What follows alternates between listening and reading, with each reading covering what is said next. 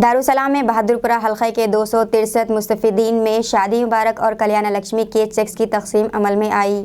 सदर मजलिस बैरिस्टर असदुद्दीन उवैसी की हिदायत पर रुकन असम्बली बहादुरपुरा के नवाब मोहम्मद मौज़म खान ने दारुसलाम में बहादुरपुरा हल्के के 263 मुस्तफीदीन में शादी मुबारक और कल्याण लक्ष्मी के चेक्स तकसीम किए, जिनकी रकम 2.63 करोड़ रुपये है। कॉरपोरेटर्स अब्दुल हन्नान, मुख्तदर बाबा और बहादुरपुरा बंडलागुड़ा मंडल के अहदेदार भी मौजूद थे।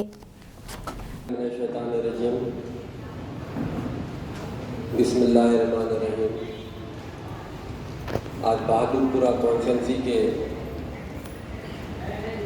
शादी मुबारक व कल्याण लक्ष्मी के चेकों का इस दारुसलाम में डिस्ट्रीब्यूशन रखा गया है।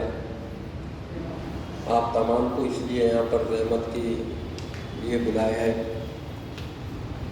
और आज